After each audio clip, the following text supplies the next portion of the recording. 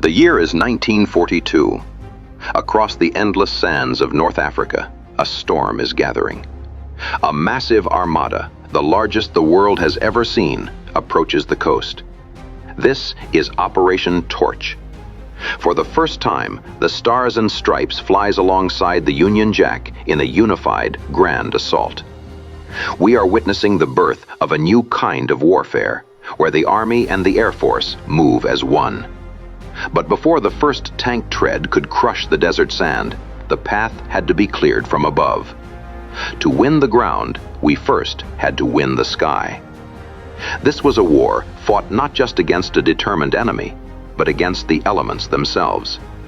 The desert is a harsh mistress for delicate machinery. Our mechanics and engineers performed miracles, improvising repairs in blinding dust storms to keep these birds in the air. The strategy was bold: total air superiority. Our bombers, heavy and medium, became the hammer. They pounded the enemy's supply lines, their ports, and their airfields day and night. The majestic formations you see are strangling the enemy's lifeline, denying him the fuel and ammunition needed to wage war. Meanwhile, our fighters and fighter bombers took on a terrifying new role. They became flying artillery for the infantry. Skimming the dunes at breakneck speeds, they disrupted tank columns and strafed fortified positions, breaking the morale of the opposing forces. It was a lesson learned in blood and perfected in the skies over Tunisia. The army that controls the air controls the battle. This campaign also marked a triumph of logistics. With rail lines sabotaged and roads mined, the sky became the only reliable highway. Cargo planes, unglamorous but essential, hauled tons of supplies to the front lines and evacuated the wounded on their return trips. They were the veins and arteries of the Allied advance. As the ring tightened around Tunis, the air war reached a fever pitch. The enemy, boxed in against the sea, found no sanctuary. The skies belonged to the Allies. What you are about to see is the record of that relentless pressure.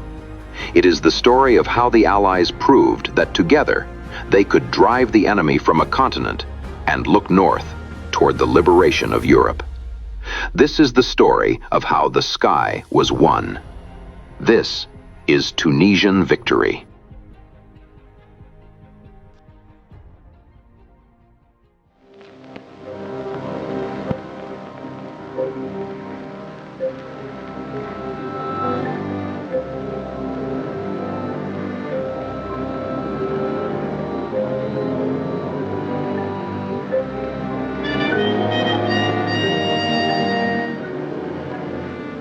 "18 hours out. Destination unknown. A military secret. The largest overseas expedition ever guarded by the Blue Ensign of the American Navy.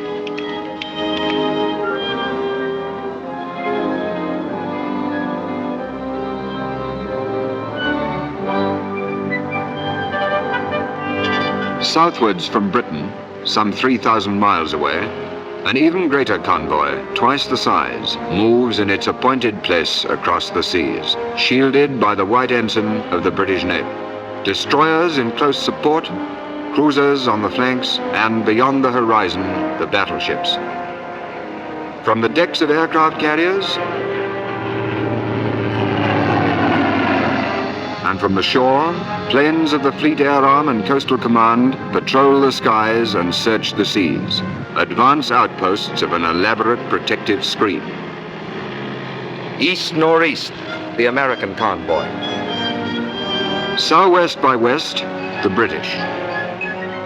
Nothing like these two armadas had disturbed the waters since the world was made. This is a combined operation. An operation that began some 4 months earlier in Washington, D.C. The President of the United States welcomed the Prime Minister of Great Britain. The gravity of the moment had brought them together. The lights burned all night that night in the White House, where the two leaders met with their combined chiefs of staffs. For this was the picture taking all too definite form in the minds of the civil, military, and naval leaders now locked in secret conference. Two Axis spearheads were headed east. In the north, von Bock was hewing his way through the Ukraine to the Caucasus. In the south, Rommel was driving toward the Egyptian border. These two spearheads were intended to meet in Iran and head eastward towards India. In the Orient, Japan had occupied the coast of China, the East Indies, Malaya, and Burma, in preparation for the drive westward through India. If these two enemy spearheads were allowed to meet, Russia and China, except for their remote Arctic ports, would be completely isolated. Japanese raw materials and German production would be combined. The peoples of Europe, Asia, and Africa, 7/8 of the world's population, would be enslaved. By morning, a decision, both bold and revolutionary. Bold because in this, our darkest hour, we dared to take the offensive. Revolutionary because that offensive was conceived, planned, and executed by the peoples of two nations. The time and the place had been agreed upon. The code name for the combined operation was Acrobat. The two great elements were time and secrecy. 125 days in which to plan and launch an offensive from bases 3,000 miles apart. An operation involving hundreds of thousands of American and British soldiers and sailors. Millions of American and British working men and women, only by whose combined efforts could the plan become a reality, but from whom the plan itself must be kept secret.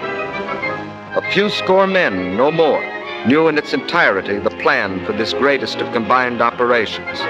In London and Washington, British and American officers were placed at adjoining desks to work through the days and nights of grinding toil that lay ahead.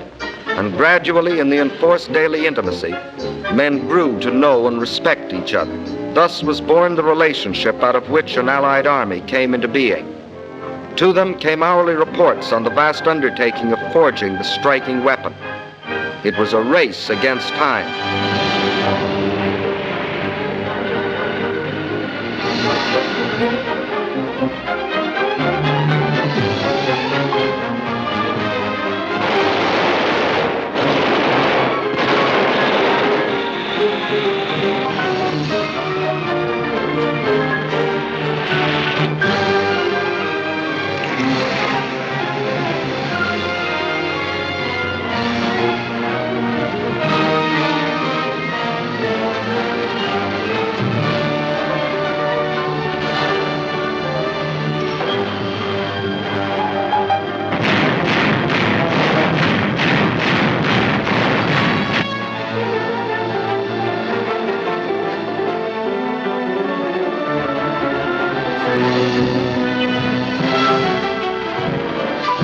In the United States, men and supplies poured eastward toward the Atlantic seaboard.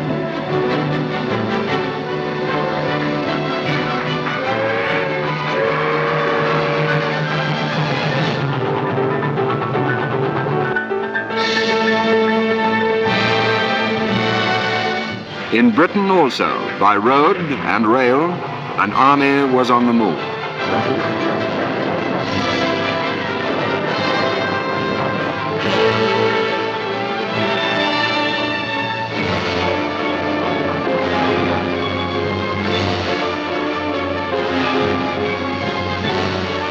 By day and night, the dockers worked. Records were broken in tonnage put aboard in one ship. For every soldier, British and American, 10 tons of equipment.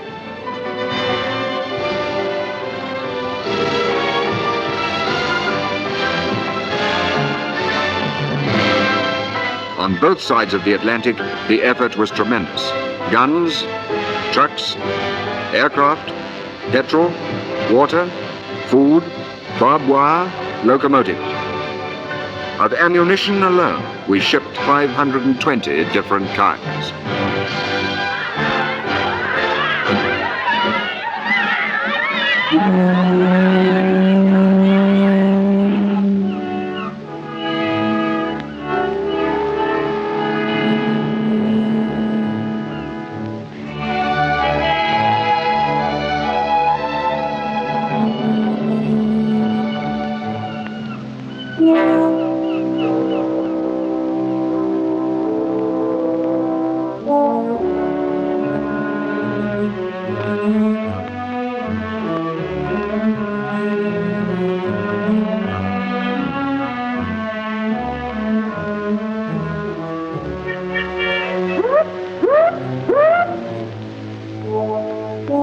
And every ship sailed on time and in absolute secrecy.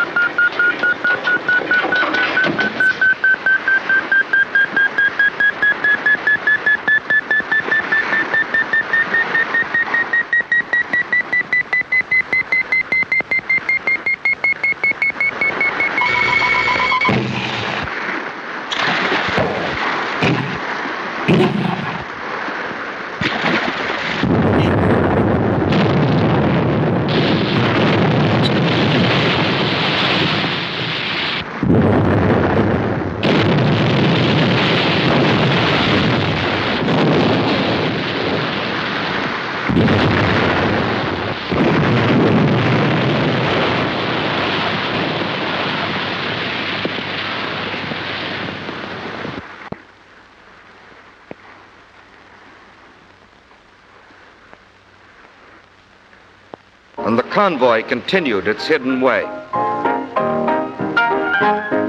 My name's McAdams, Joe McAdams, Kansas City, Kansas, private first class. I was on one of those ships you're looking at, part of the biggest show on earth and didn't know it. Too darn many ships to see all at once.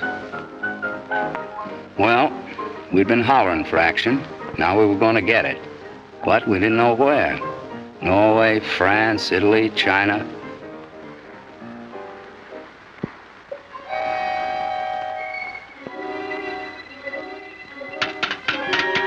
Finally, on the 5th day, we got the news. I mean, what we'd been waiting to hear. They handed out little guidebooks. I remember the first line, "You are to do duty in North Africa as a soldier of the United States." Gave me kind of a kick. Why North Africa? What was the plan called Acrobat? The convoy from America was heading east, the one from Britain heading south. At a given point west of Gibraltar, the British convoy would divide. For 12 hours, the two halves would proceed in opposite directions. Then the second half would reverse its course and follow the first, passing Gibraltar 24 hours behind. Thus, with clock-like precision, the combined operations would begin with simultaneous landings at Casablanca, Oran, Algiers. Casablanca to protect our flank against an Axis attack through Spanish Morocco. Oran and Algiers to secure bases from which to press eastward. Then the occupation of Tunisia, from which we could cut Rommel's supply lines across the Mediterranean. Next, to trap and destroy Rommel's Africa Corps between our allied forces and the British 8th Army. Thus, one arm of the Axis pincer would be amputated, and supply lines round the Cape of Good Hope would be shortened by half through winning control of the Mediterranean. North Africa would be ours, with bases from which to stab at the heart of the Axis citadel. Those were the main objectives of the plan called Acrobat. In both convoys, the men kept fit, now knowing the task that lay ahead. For most of them, this voyage was a new experience. They'd never been so far from home before. That's certainly true of me. My name's George Metcalf. I was a greengrocer in Civvy Street. We had a shop a long time. Only we're a military family, really. My dad was at Passchendaele and I was at Dunkirk. Never met such a collection of blokes as we got on this ship. Chaps from Glasgow, New York, London, Melbourne, Cape Town, Montreal, Chicago, Birmingham, Wellington, Bethnal Green, the whole issue. I reckon it's about time this team of internationals got cracking.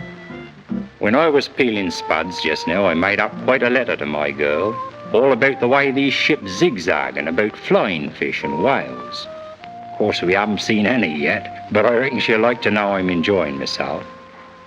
And now I got something else to tell her too. The best news for a long time. They just put it up on the ship's board.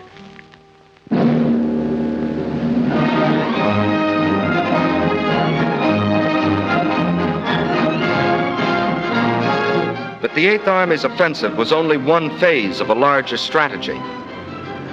Included therein, the bombings of Genoa, Naples, Turin,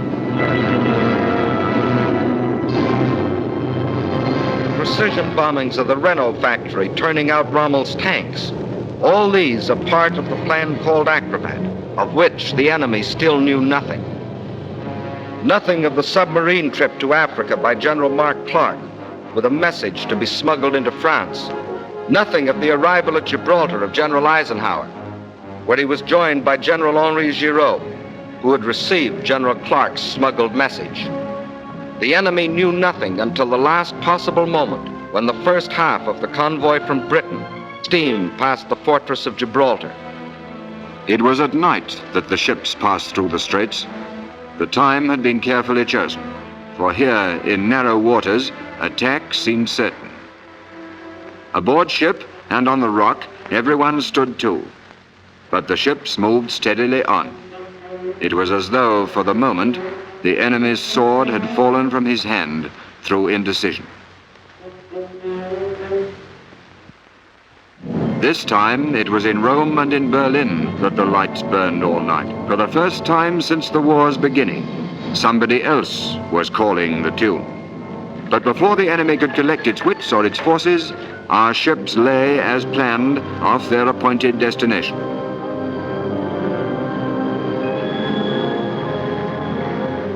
Events planned 4 months earlier moved to a climax. Off Casablanca stood the convoy from America. To the troops aboard spoke their commander, General Patton. Soldiers and sailors, it is not known whether the French African army will contest our landing. But all resistance, by whomever offered, must be destroyed.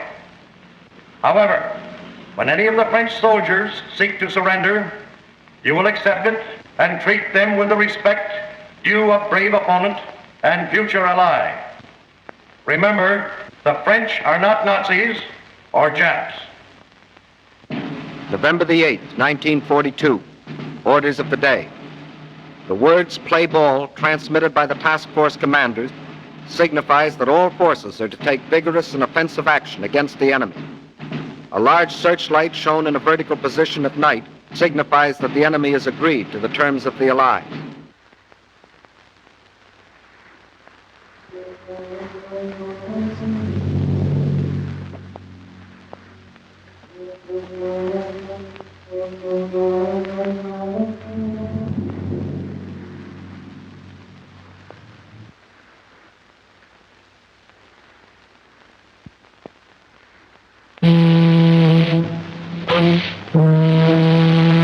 Zero hour. From America, the President broadcast by shortwave. We do not want your land. We fight a common enemy. From London, General Charles de Gaulle. Do not resist. From Gibraltar, General Giraud. We welcome the Allies to French soil. How would these pleas be answered?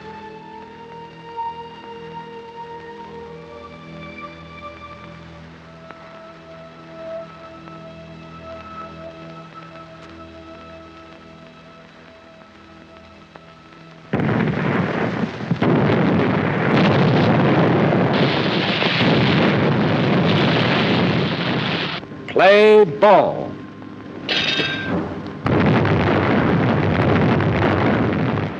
Fight was on at Casablanca. Meantime, at Algiers, our landing craft also met fire from shore batteries, which were soon silenced by ships of the British Navy.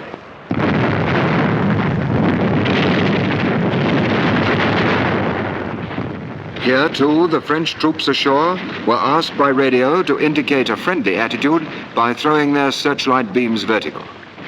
It wasn't long before, here and there along the coast, searchlights were seen pointing to the heavens. As dawn broke, fighter planes from Gibraltar, fitted with extra fuel tanks, took off without even waiting to hear whether the landing fields at Algiers had been captured. By 7 a.m., resistance at Algiers was finished. British and American troops had landed east and west of the city, penetrated 10 to 15 miles, and held the heights and all vantage points. In Algiers, on that famous November the 8th, was Admiral Jean Dallon, French Vice Chief of State under Marshal Pétain. It was after consultation with him that the French commanding general agreed to surrender the city. Meanwhile, at Oran,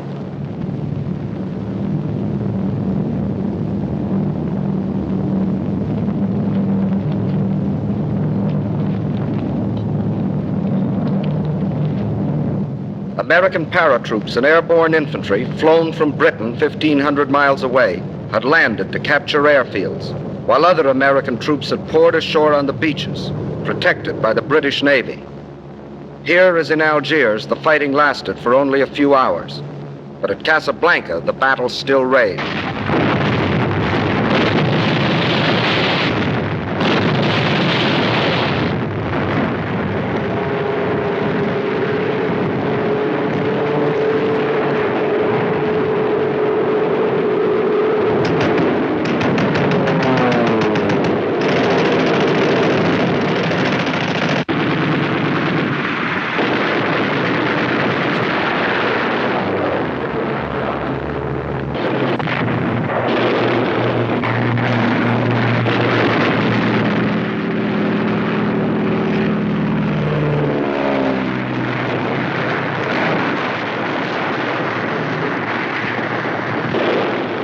Shore batteries and the heavy guns of the French battleship Jean Bart and several cruisers, destroyers, and gunboats put out a devastating fire.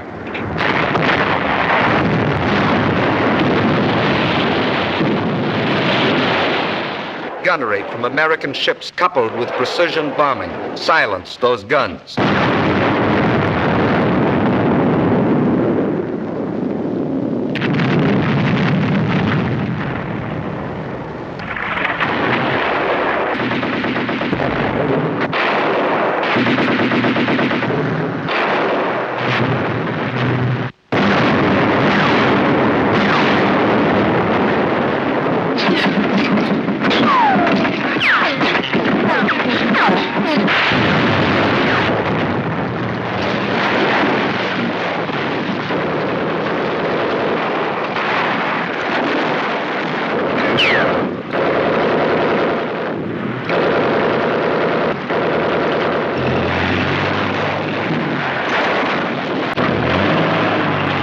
Striking inland from the beaches north and south of the city, shock troops cut the railways, other lines of communication, then converged upon the town.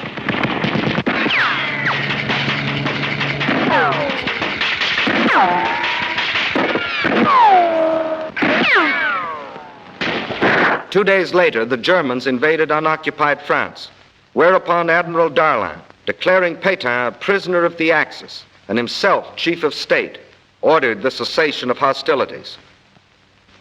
In proof of the surprise of our landings, German armistice commissions were caught flat-footed in each city. Their jobs, to bleed North Africa of her raw materials and farm products. The people of North Africa were evidently not sorry to see them go.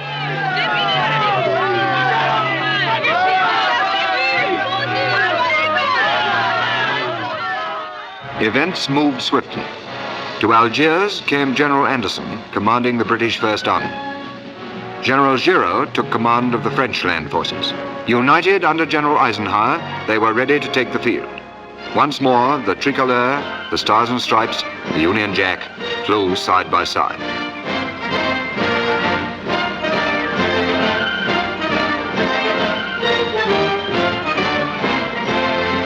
But the enemy had lost no time. Across the Mediterranean, by sea and by air, he was pouring men and equipment into Tunis and Bizerte. Despite this, we determined to start the campaign at once, hoping to reach the distant cities before the enemy's grasp had become too strong. This was a bold decision, for the British First Army was as yet little more than one division, and the bulk of the American forces were needed to safeguard our position in Morocco. We had other disadvantages. Roads were poor. Railways inadequate.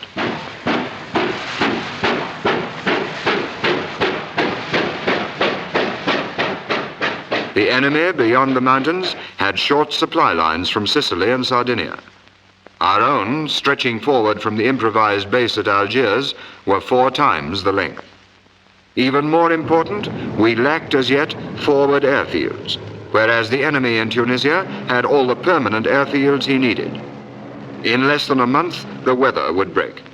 Could our slender force, in the last days of autumn, achieve a flashing success against time and a stronger enemy? With immense energy, the attempt was made.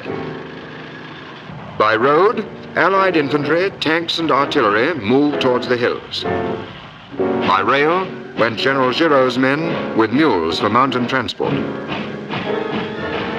By air flew British and American parachutists to capture suitable ground for airfields and the tactical points nearby.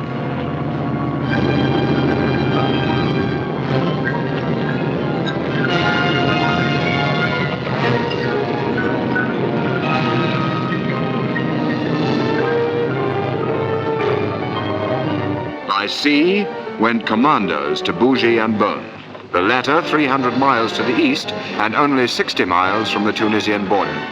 Here, the airfield which our parachutists had taken was already under attack from the Luftwaffe.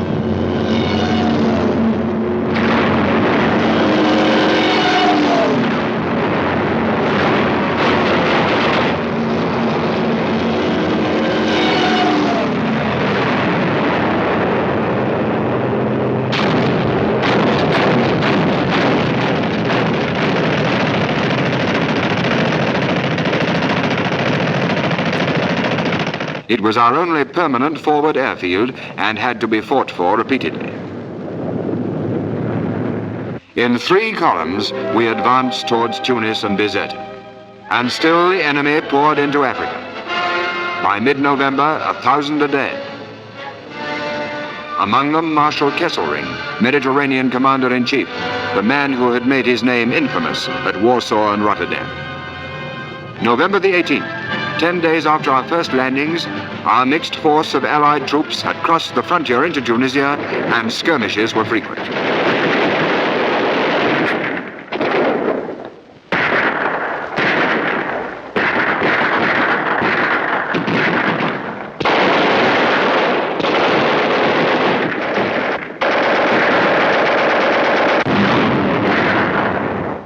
On we went.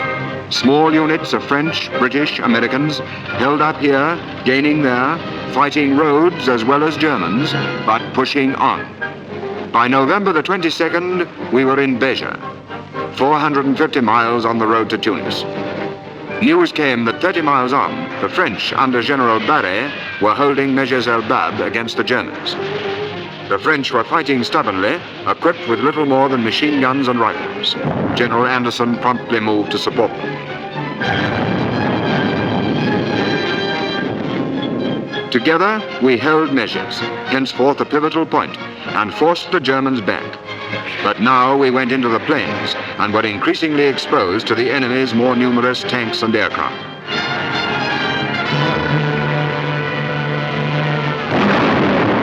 November the 25th, the first real tank clash.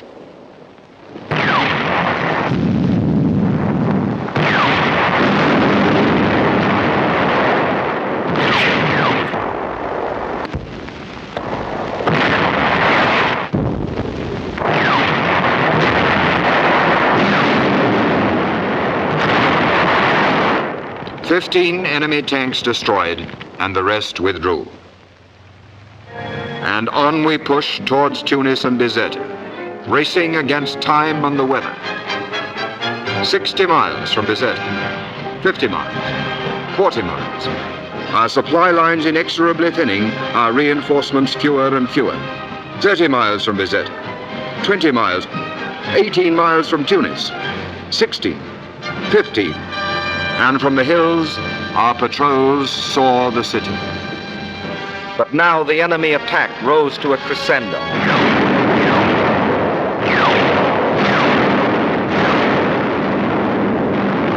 From the skies, a bombardment to which we had no adequate answer.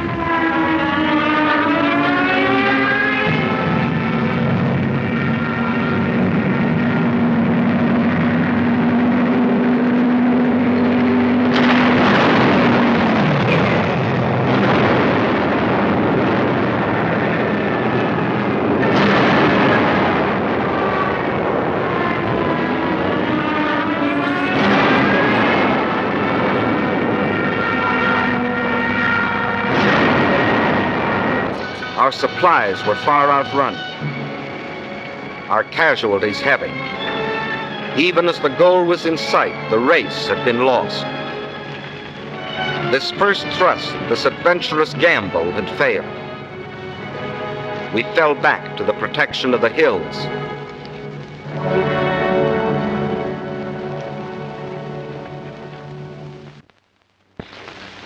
But even as we withdrew to regroup our forces, we encountered a new enemy. Winter was upon us. Our hastily improvised airfields were flooded, our planes earthbound.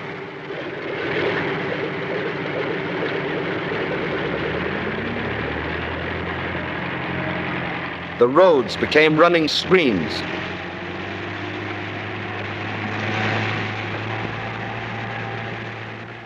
Our tanks immobilized.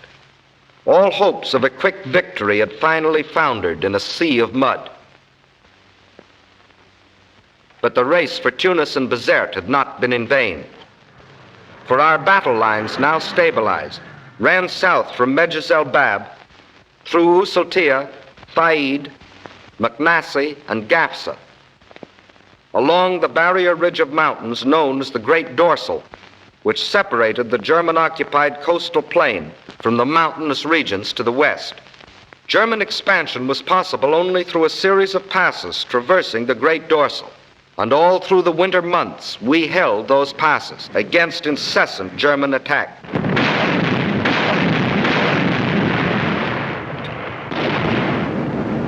A period during which we sustained nearly half the total casualties incurred during the whole North African campaign. That's right. When you read in your papers about lulls that don't apply to George Metcalfe and the poor bloody infantry, never did. We're on the job every night, patrols in the hills and in the woods.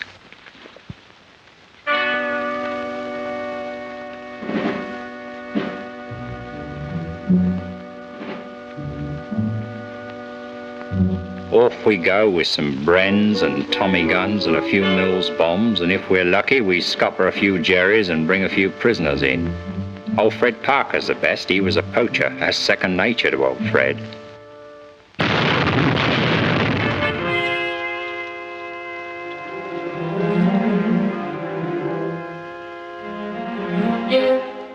When we get back, we're camouflaged so you can't tell whether we're men or walking lumps of mud. We picked up about half Tunisia when we got back this morning. We just about scraped it off when we had to go out again at dusk and pick up the other half. Great life. You'd think mud would be different in Africa. Different from France, say. Old Fred says it weighs heavier here and don't smell the same, but me, I can't tell any difference. It turns white bread into brown just like the other stuff. Keeping the automatics and rifles clean is the worst. Old Fred's only got about half the tail of his shirt left. There's one thing we do thank God for, the mules. Fancy that, mules. If it wasn't for the mules, we'd just about starve. Not that we eat them, I don't mean that, but they bring up the rations, see? Nothing but mules or eagles could ever get here. Mud, just mud. I told my girl I'll stick to her like mud, and I can't say more than that. Whenever the fields were dry enough, our planes took off to tackle the Luftwaffe. Though still outnumbered, in 4 weeks they shot down 241 enemy aircraft, for a loss of 89 of our own.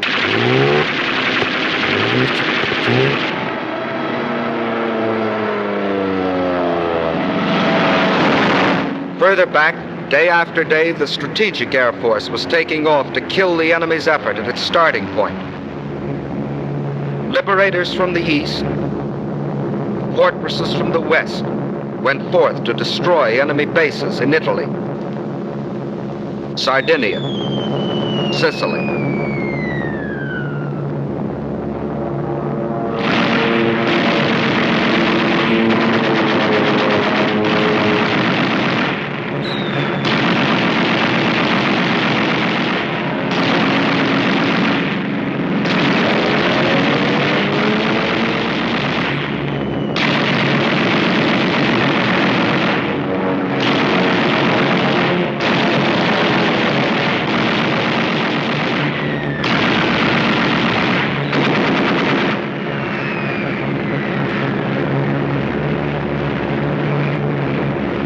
On land, no offensive could be launched until spring. Against its coming, there was to be, on either side of the great Dorsal, a building up of power.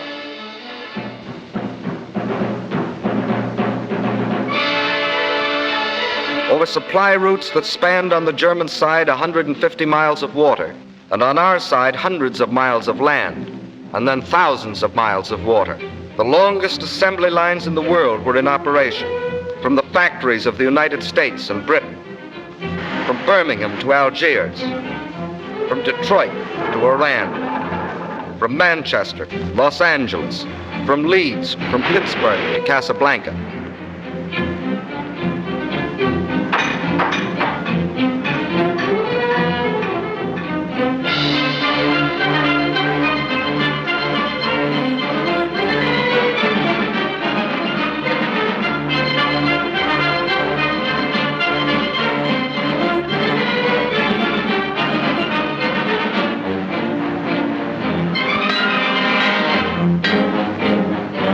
Whole trains were assembled on the spot, loaded with freight and sped forward.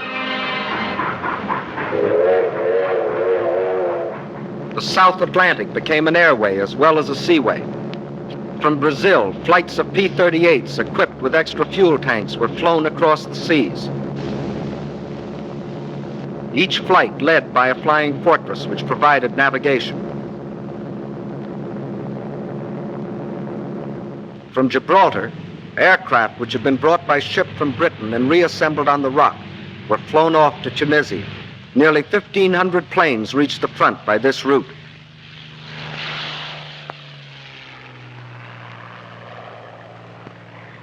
Roads to the front were being built where none before existed.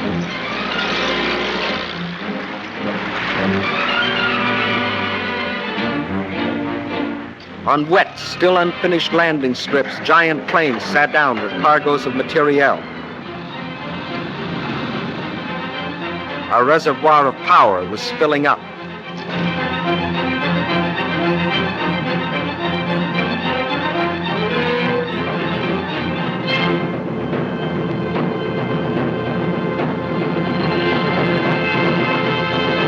Tunisia was to be the theater of a major campaign.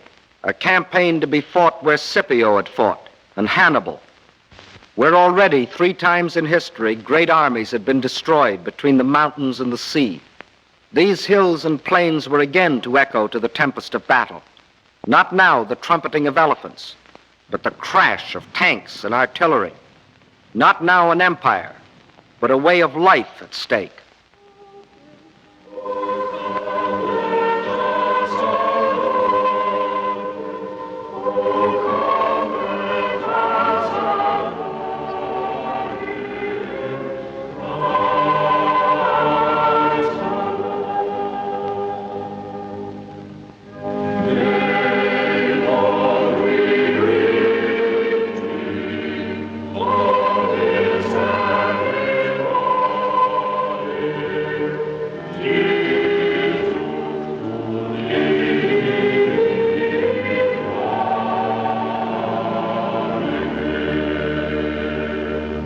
On this Christmas 1942, our soldiers and airmen in Tunisia and the Western Desert gathered together in little churches or under the open sky.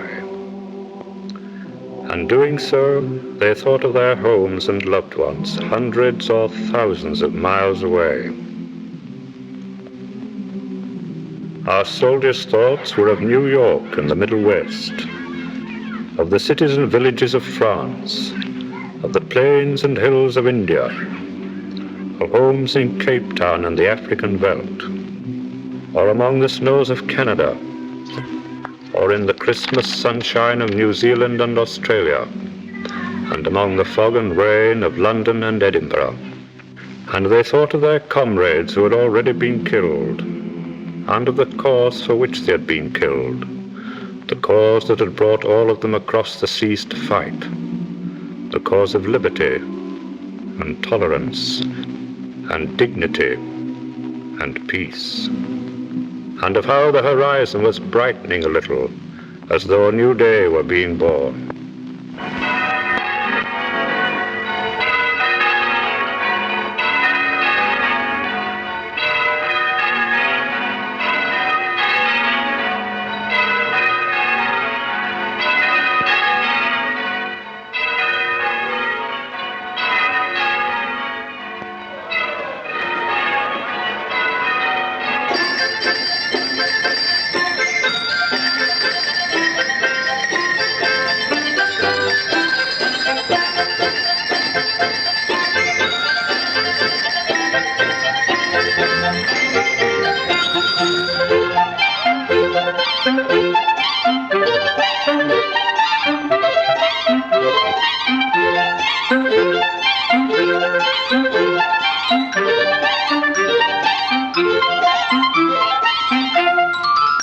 A lot of us guys got packages at Christmas. You know what was in mine? Stuffed dates. Stuffed dates in Africa under the date bond. Can you beat that? One good thing about Christmas, you may get homesick, and we did, but you also get Christmas dinner.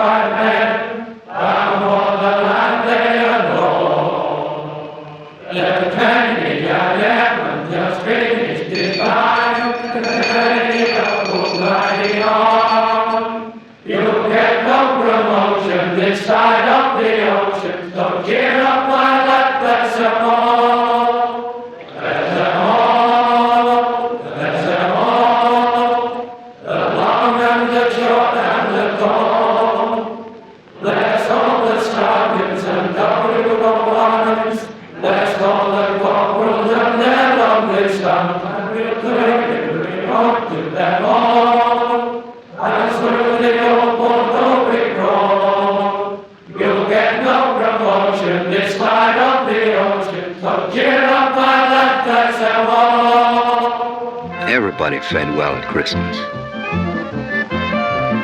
including the pets.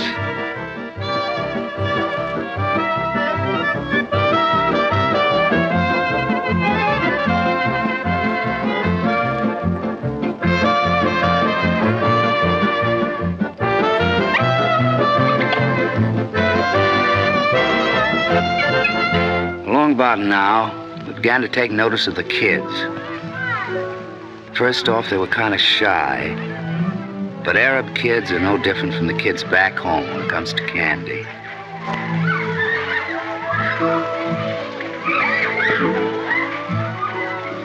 A lot of them looked about half-starved.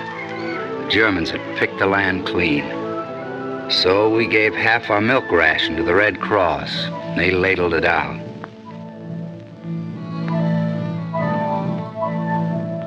Off duty, we just roamed around, looked, and we saw some mighty strange sights.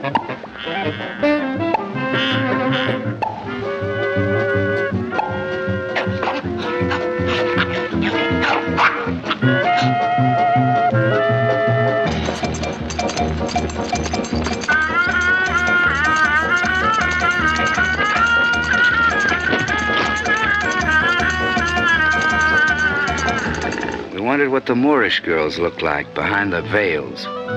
Wondering was about as far as we got. One Sunday, the middle of January, we're hanging around, catching up in the news from home, when we were routed out for assembly. They told us to polish our brass and shine our leather. Some of us said, "What's the big idea?" Well, we found out. And you could have knocked me over with a tank. It was the Prez himself, riding along in a Jeep.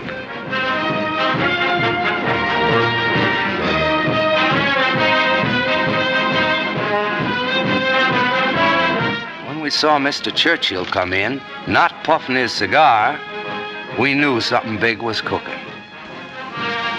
In a small seaside hotel at Casablanca, discussions began at once.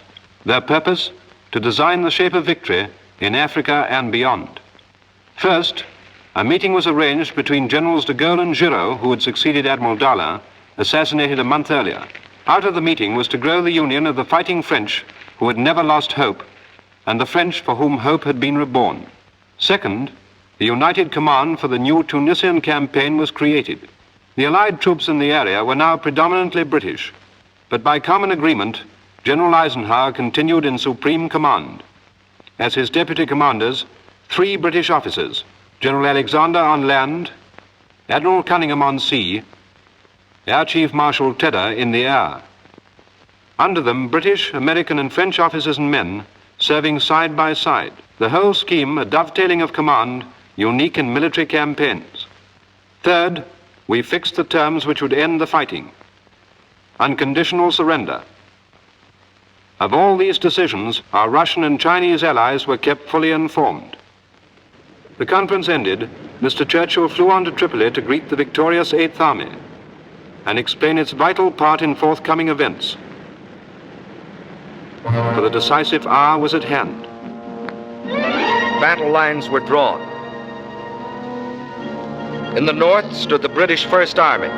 In the center, General Giraud's French troops. In the south, the Americans.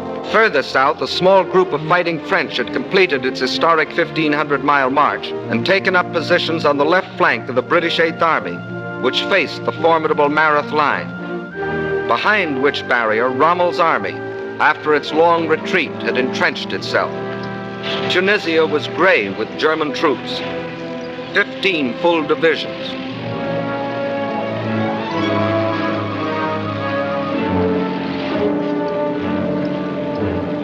No scratch troops, these, but battle-wise veterans of Poland, France, the Balkans. They, together with 7 Italian divisions, were armed with the most modern types of equipment, including the newest fighters and bombers of the German Luftwaffe. The German orders were, hold Tunisia at all costs, keep control of the Mediterranean. Rommel, standing behind his Mareth line, saw that he must soon be faced with an attack in the rear from the Allied armies along the Great Dorsal, as well as an assault by the 8th Army at Mareth. He therefore struck first, in an endeavor to remove the menace behind him. On February the 14th, the blow was struck.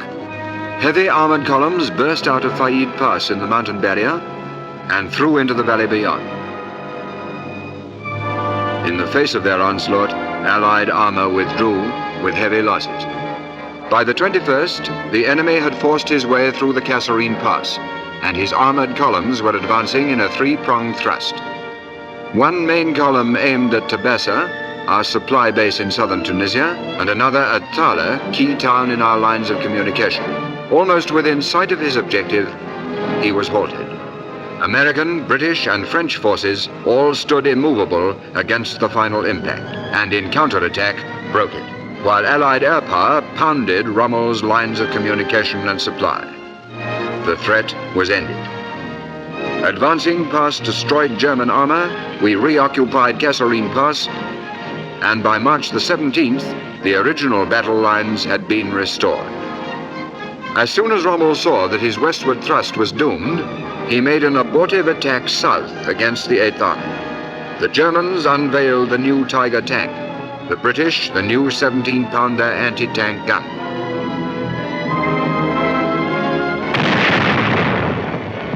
52 Tiger tanks were left burning hulks. From then on, the initiative was ours. Of the various strategies which might now be employed against the enemy, General Eisenhower chose one which envisaged the entire military situation in terms of a cylinder. The western wall, Allied land forces along the Great Dorsal. The northern and eastern, Allied air and sea power concentrated in the Mediterranean. The seaports of Tunis and Bizerte were to act as the intake valve, through which those enemy troops that escaped the devastating attacks of planes and submarines based at Malta were to be sucked into the cylinder. At the bottom of the cylinder stood the powerful British Eighth Army to serve as the piston, which in its upward stroke would push the enemy into an ever smaller space. Still in possession of the enemy were certain high hills to the west of Tunis and Bizerte. Their capture was an essential part of the entire strategy, for these hills were the spark plug, which, when the piston had forced the enemy into a state of high compression, would explode the combustible mass. That was the final strategy. To succeed, perfect coordination would be necessary between land, sea, and air forces. The Northwest African Air Force, commanded by General Spaatz, was divided into 5 major groups, of which 3 were combat. The Strategic Air Force, under General Jimmy Doolittle. These were the big boys, the long-range bombers, pounding away at enemy bases and shipping. The Coastal Air Force, under Air Marshal Lloyd. Day and night fighters, these, protecting ports and convoys. And finally, the Tactical Air Force, a new conception of air power developed by the British in the Middle East. All fighters and attack bombers, British and American, were placed under one command so that we could strike with the full force of our flying artillery when and where it would do the most good. Air Marshal Cunningham, in command of this group, and General Alexander, in command of all ground forces, lived and worked side by side in a tent camp in the Tunisian mountains. Theirs was a complete partnership, and in it lay the pattern of ultimate victory. By the middle of March, the stage was set. The first move was up to Air Marshal Cunningham.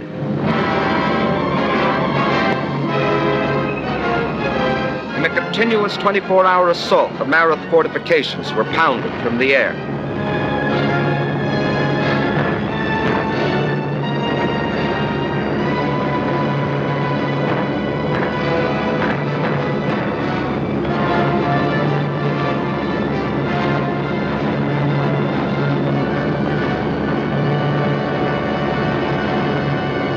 Then General Alexander gave the signal for the piston to begin its upward stroke.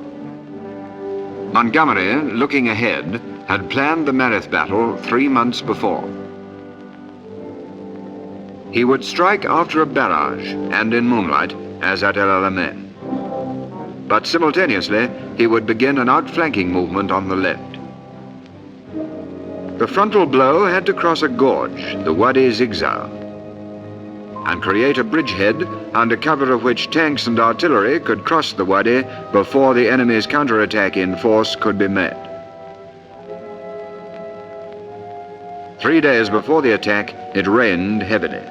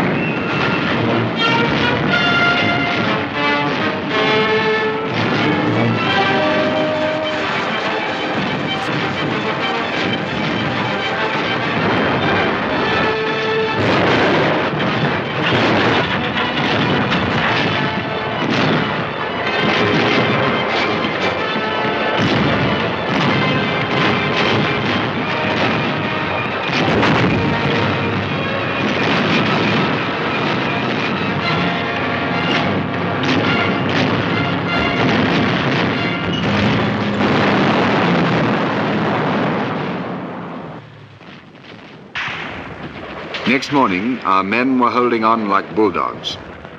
Only 4 tanks had got across, but with these and their own arms, our infantry kept the bridgehead intact. The enemy, fearing another El Alamein, now withdrew armor from other sectors and threw it in.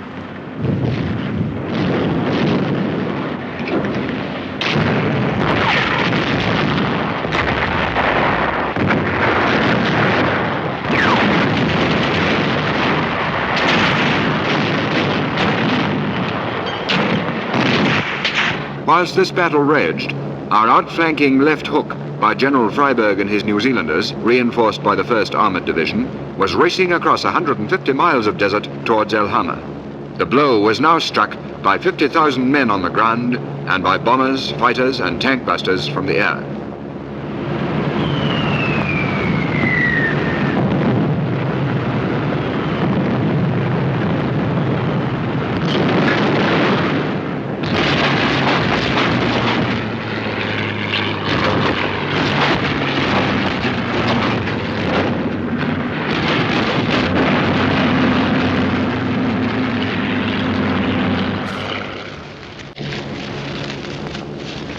The Germans, pinned down by the Northumbrians at Mareth, moved their armor too late. The New Zealanders, thenceforth to be known as the left hookers, drove through.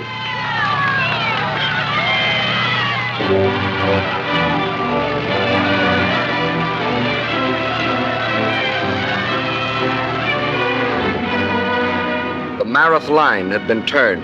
The piston was on the move. Its speed made possible by the feats in road building of the South African engineers.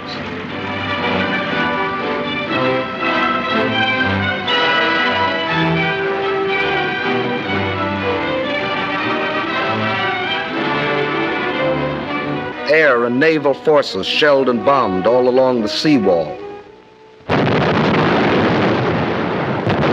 Our fighters struck at their transport planes, still pouring men in through the intake valve, knocking them out of the sky by the hundreds.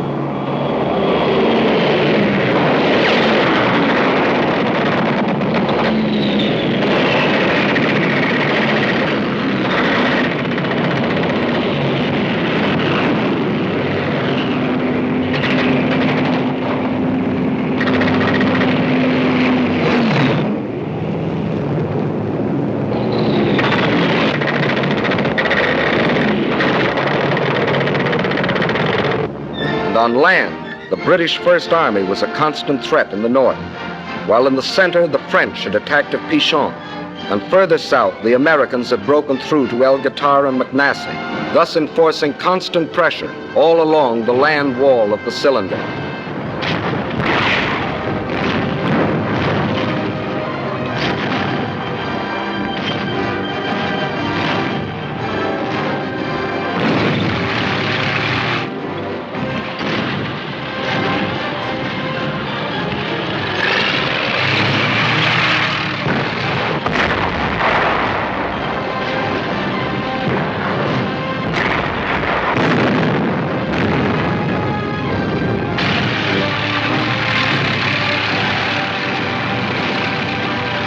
April the 7th, and American patrols of light tanks striking eastward met patrols of the British 8th Army advancing northward. We got quite a bang out of meeting these guys. 2,000 miles they'd come, fighting all the way. Yes, sir, we got a real bang out of it. These are the guys that broke the back of the Africa Corps.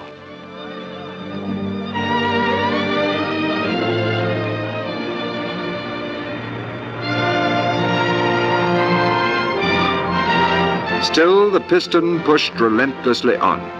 April the 10th, Sfax fell. April the 12th, Sousse. And on April the 20th, after exactly 30 days of fighting and pursuit, the 8th Army had driven the enemy into the hills beyond Enfidaville. And in its wake was a great homecoming. What got me was watching those villagers coming back, mostly on little donkeys piled up with so much stuff you'd wonder how they carried it. Reminded me of the Bible somehow, you know, the donkeys and the hills behind and these folks trekking home. There was one old chap spoke a bit of English, and he comes up to me and old Joe McAdams and he says, "Thank you, thank you, thank you, thank you." And then he started shaking hands with us. I thought he was never going to let go. And as we watched him going down the hill, Joe says to me, he says, "You know, George, I had a buddy killed the other day and I was pretty sore about it. But now all these poor devils coming home gives the whole thing a kind of a meaning." Well, then when we went down to the village, it was just the same down there. Little Jewish boys taking off the yellow stars they'd been made to wear as if they was lepers. And then our army doctors attending to the women and the youngsters, just as if they was on the panel back home. I certainly felt less browned off. I certainly did. The rapid advance of the 8th Army had left the American divisions at McNassie and El Gatar far behind the battle area. General Alexander now switched these divisions to the north. This remarkable 200-mile march across the heavy traffic streams of the First Army's lines of supply was accomplished without once interrupting the eastward flow, and this in complete secrecy.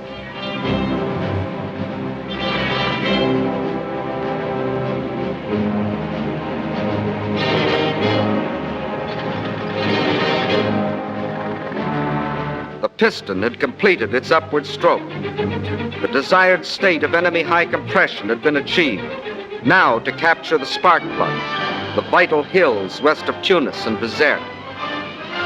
This led to a number of major battles, of which 5 were typical. Hill 609, Longstop Hill, Gubalat Plain, Jebel Mansour, and Takruna. The 8th Army struck at Takruna. The French 19th Corps attacked Jebel Mansour.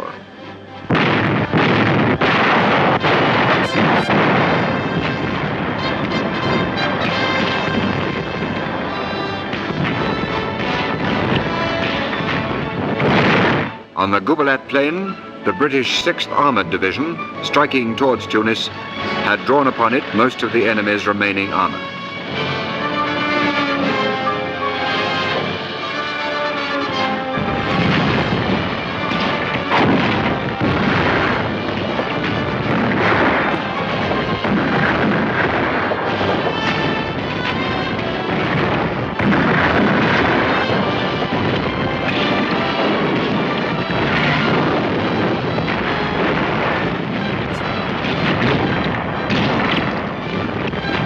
In 3 days of struggle, our main purpose was accomplished, the drawing to this battlefield of von Arnim's tanks and guns and their destruction. Meantime, the British 78th Division was pressing the attack on Longstop Hill.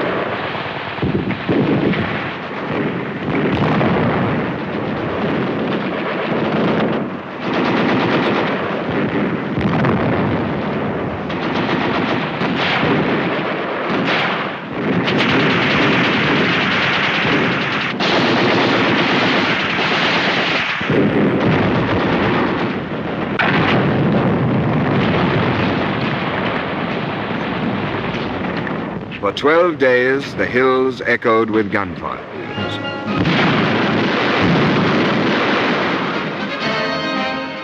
As our infantry went forward, engineers and pioneers built roads across the mountaintops for vital supplies to reach them. In 14 days, they built 11 miles. Meanwhile, further north, the Americans had embarked on their phase of the campaign. This started with the assault on Hill 609. Long-range artillery started the attack.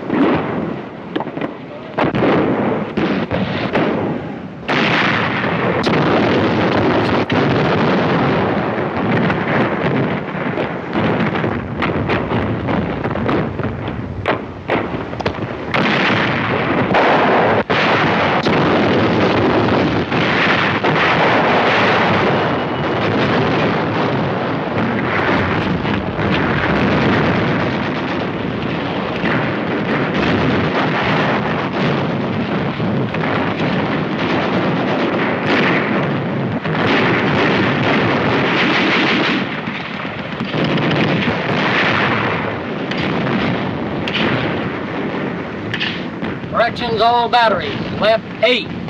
Baker. Baker.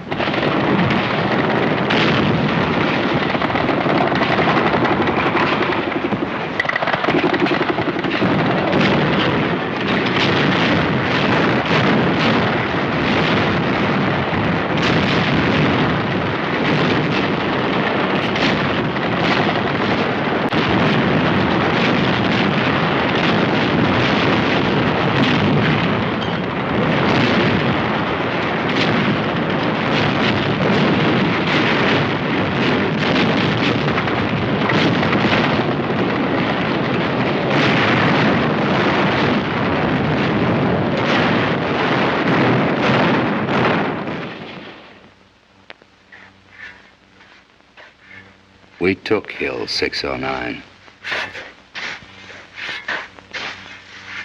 There weren't as many of us guys when we got to the top as there'd been at the bottom. But we took it. Thus, one by one, von Arnim's strongholds in the mountains fell. The Germans had been outfought. Now they were to be outwitted. General Alexander knew their fear of the Eighth Army. So he reinforced that fear with heavy bombardments and local attacks from Montgomery's front. At the same time, he secretly transferred the 4th Indian and the 1st and 7th Armored Divisions from the 8th to the 1st Army in the north, whence the main attack was to come. The spark plug was ours, and we were now ready to explode the combustible mass. Now to pour on the power. Now to give the apostles of power an education in the use of it.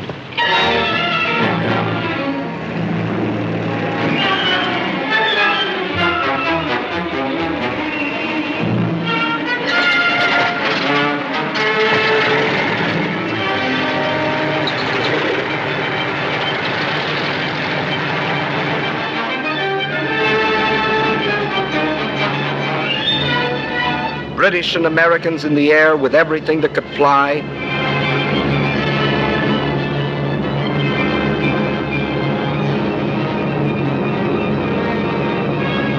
British and Americans on the ground with everything that could shoot.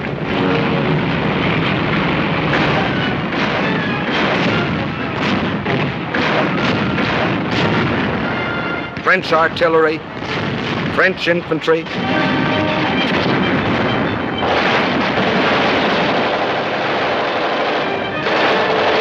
British Navy,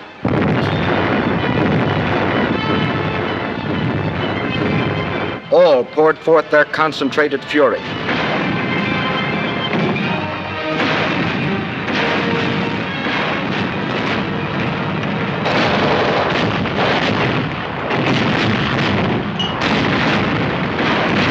This was blitz warfare such as the inventors of the blitz had never dreamed of.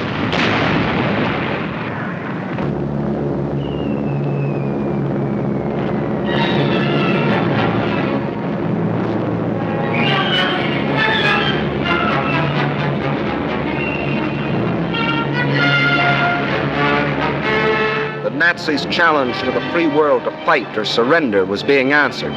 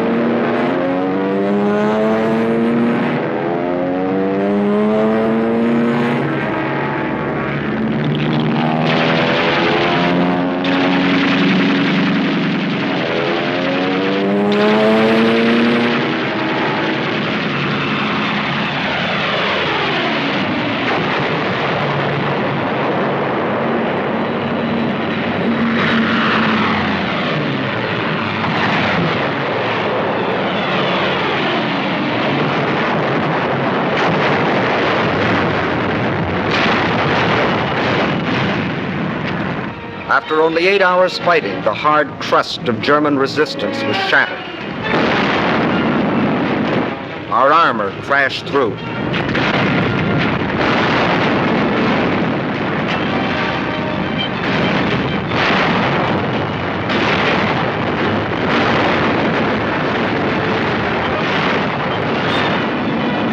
The Americans blitzed their way into Bizerte.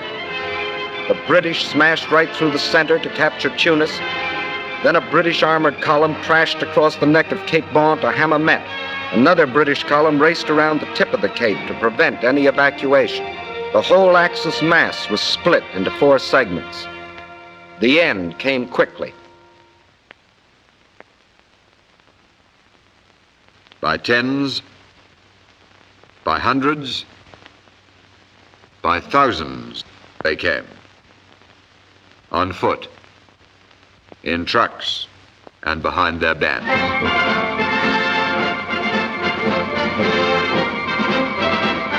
The greatest mass surrender of fully equipped troops in modern history.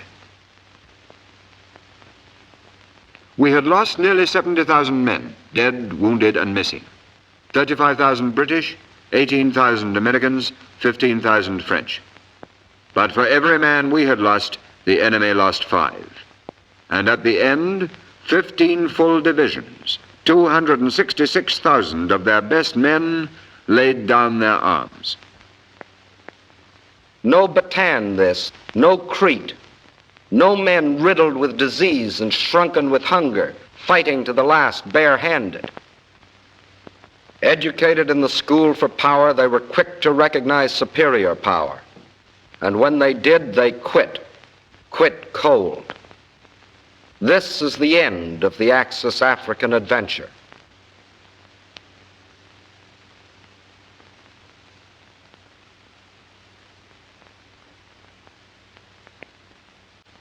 After all the racket, seems funny, don't it, Joe?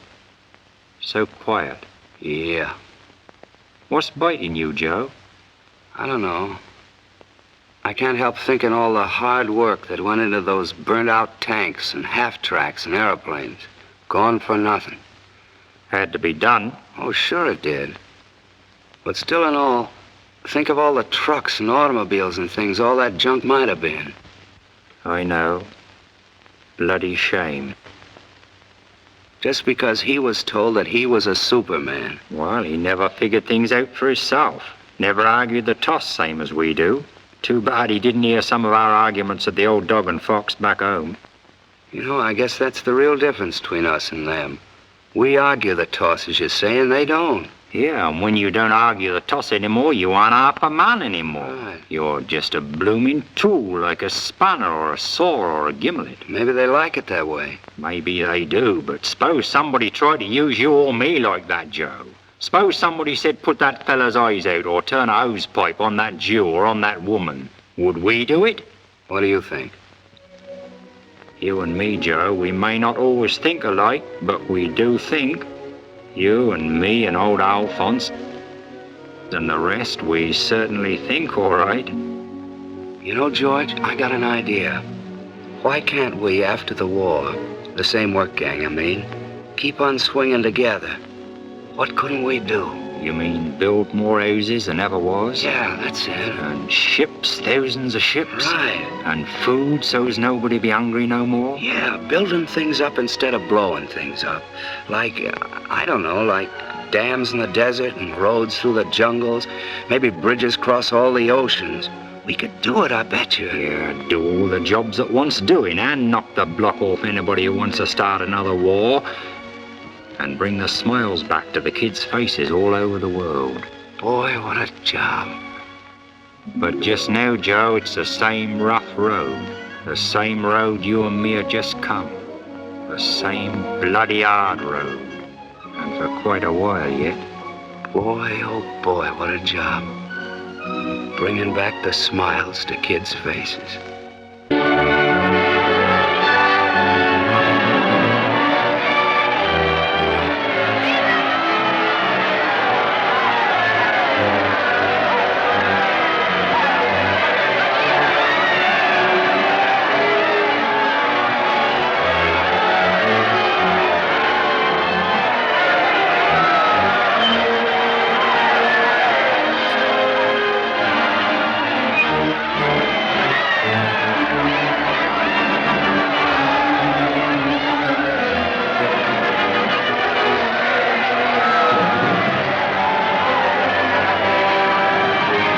Africa is free, and Europe that much nearer freedom.